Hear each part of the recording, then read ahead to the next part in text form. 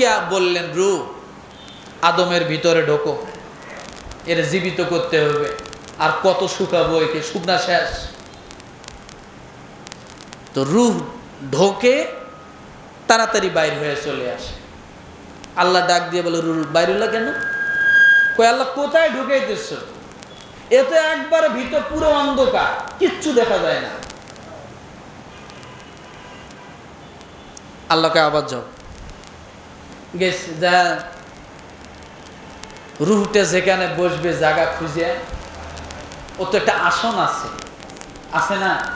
ও তো যা পায়ের মধ্যে বসতে পারে না, পেটের মধ্যে বসতে পারে না, ওর একটা চেয়ার আছে। কোথায়? বাম সাইডে, তাই না? ওই চেয়ারটা খুঁজে পায় না, আবার বাইরে আসছে। আল্লাহ কোথায় পাঠাইতেছো? বুঝতেছি না তো। খুঁজে পাও না বলে না। তখন আল্লাহ তাআলা নবী মুহাম্মদুর রাসূলুল্লাহ সাল্লাল্লাহু আলাইহি ওয়াসাল্লামের দরুদটা পড়ে আল্লাহ তাআলা একটা ফুৎকার দিয়ে দিলেন, রূহ এবার এই ফুৎকারের সাথে চলে যাও। যায়াই দেখে বিশাল আলো। কি আলো? স্টুডিয়াম। রূহ এবার ওখান থেকে বলতেছে, আল্লাহ কি চাবি দিলা বুঝলাম না, আগের দুইবার সব অন্ধকার, এখন দেখি আলো। আল্লাহ তাআলা ডাক দিয়ে বলে যে আমার হাবিবের নূর তোমার ভিতরে না গেলে, আদমের ভিতরে না গেলে, আদম পুরোটাই অন্ধকার। আদম কি পুরাটাই অন্ধকার, যতক্ষণ আমার রসুলের নূর ওর ভিতরে ঢুকায় না দিব। এই জন্য আল্লাহ পাক রব্বুল আলামিন বলেন, ইয়া আইয়ুহান নাসু ক্বাদ জাআকুম বুরহানুম মির রাব্বিকুম ওয়া আনজালনা ইলাইকুম নূরাম মুবিনা। দুইটা নূর আমি আল্লাহ পাঠাইছি। কয়টা নূর? সম্ভবত এটা সূরা আলে ইমরানের শেষে। দুইটা নূর আমি আল্লাহ পাঠাইছি। ইয়া আইয়ুহান নাস ক্বাদ জাআকুম বুরহানুম মির রাব্বিকুম ওয়া আনজালনা ইলাইকুম নূরাম মুবিনা। একটা নূর হলো কোরআন, আর একটা হলো মুহাম্মদুর রাসূলুল্লাহ সাল্লাল্লাহু আলাইহি সাল্লাম। এই নূর যদি কোনো জায়গায় স্পর্শ না করে, কসম আল্লাহর, ওই জায়গা কোনোদিন আলোকিত হতে পারে না। তার নাম কি?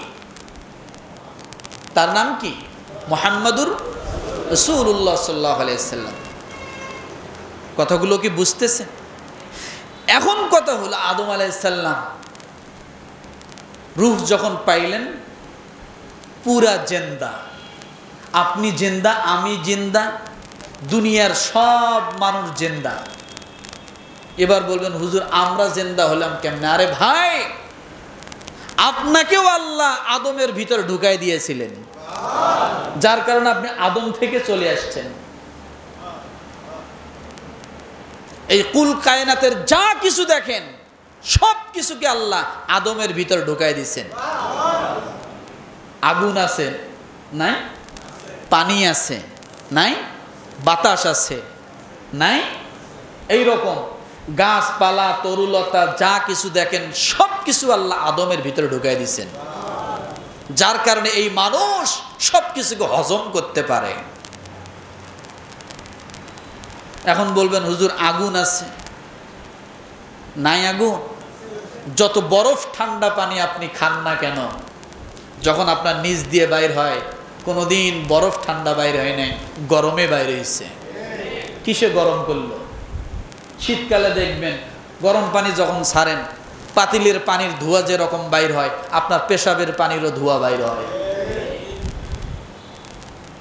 কথা বোঝেন নাই? কয়টা বলবো? আদম আলাইহিস সালাতু ওয়াস সালাম পুরো জিন্দা। জিন্দা হইয়াই উপর দিক যে তাকাইছে, আর ডাইনেও তাকায় না, বামেও তাকায় না। সুবহানাল্লাহ, সুবহানাল্লাহ। আরো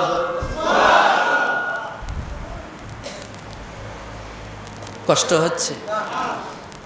কেন তাকাইছে জানেন? উপরে আল্লাহর আরশ দুলতেছে, আরশের নিচে আদম আলাইহিস সালাম। কিন্তু মজার কথা হলো উনি তাকায়াই দেখে একটা আলো আরশের নিচ থেকে আদম আলাইহিস সালামের চোখের মধ্যে ঝিলিক পাড়তেছে। উনি তাকায় দেখতেছে লা ইলাহা ইল্লাল্লাহ, পাশে আছে মুহাম্মাদুর রাসূলুল্লাহ। এই যে আদম আলাইহিস সালাম রূহ ঢোকার সাথে সাথে যে উপর দিকে তাকায়, এই জন্য খেয়াল করে দেখবেন আদৌ পর্যন্ত আমাদের বাচ্চারা যারা জন্মগ্রহণ করে, জন্ম হওয়ার পরে এরা বেশিরভাগ উপর দিক তাকায় থাকে। এটা দেখছেন কিনা আমি জানি না, বাচ্চাদের স্বভাব কি উপর দিকে বেশি তাকায় থাকে, এরা ডাইনে বামে একটু কম তাকায়। এটা আদম আলাইহিস সালাম এই কাজ করেছিলেন। তো আদম আলাইহিস সালাম দেখলেন, কিছু বললেন না। লা ইলাহা ইল্লাল্লাহ চিনলাম, যিনি আমাকে সৃষ্টি করছে, কিন্তু মুহাম্মাদুর রাসূলুল্লাহকে। এখন আল্লাহ বলল ওঠো, উঠছে। উঠে বলতেছে এবার তোমার কিছু কাজ আছে। সব কিছু আল্লাহ শিখাই দিলেন, দেওয়ার পরে বললেন ওই ফেরেশতারা আছে সেখানে যাও। এখন আদম আলাইহিস সালাম যত সামনে যায় দেখে এক একজন ফেরেশতা তাকে সেলুট দেওয়ার জন্য দাঁড়িয়ে আছে লাইন ধরে, কিন্তু সব ফেরেশতার কপালে লেখা লা ইলাহা ইল্লাল্লাহ মুহাম্মাদুর রাসূলুল্লাহ। আদম আলাইহিস সালাম কায়দা করে চিপার মধ্যে একটু দাগ দিয়ে জিজ্ঞাসা করে, আচ্ছা কপালে লা ইলাহা ইল্লাল্লাহ ঠিক আছে, মুহাম্মদটা কেরা? মানে আছে না, চিপার মধ্যে একটু জিজ্ঞাসা করছে যে মুহাম্মদটা কেরা? ফেরেশতারা বলছে মুহাম্মদ কেরা চেনেন না, উনি না হলে আপনিও হইতেন না। এরপরে যত সামনে যায় প্রত্যেকটা গাছপালা তরুলতা সব জায়গায় দেখে শুধু লা ইলাহা ইল্লাল্লাহ মুহাম্মাদুর রাসূলুল্লাহ। এইটা দেখার পরে আদম আলাইহিস সালাম আসিয়া আল্লাহকে ধরে বসছে, ধরে ডাক দিয়ে বলতেছে আল্লাহ একটা কথা বলো তো আমার সাথে। কারণ আদম আলাইহিস সালাম কিন্তু সরাসরি আল্লাহর সাথে কথা বলছেন, সুবহানাল্লাহ বলেন। মাঝখানে কেউ কারো প্রয়োজন ছিল না, সরাসরি কথা বলতেন। আদম আলাইহিস সালাম বলে আল্লাহ একটু আমার সাথে একটু কথা কত। বলে কি আমি যেখানেই যাই আমার নাম নাই, কিন্তু দেখি যে তোমার নাম আছে লা ইলাহা ইল্লাল্লাহ মুহাম্মাদুর। আল্লাহ ইনি কে? আল্লাহ তাআলা ডাক দিয়ে বলল যে উনি না হলে তোমাকে আমি আল্লাহ সৃষ্টি করতাম না। তা আল্লাহ ডাক দিয়ে আল্লাহকে ডাক দিব, আল্লাহ উনি থাকে কোথায়? কয় তোমার ভিতরেই আছে। সুবহানাল্লাহ বলেন। তোমার কোথায় আছে? ভিতরে আছে।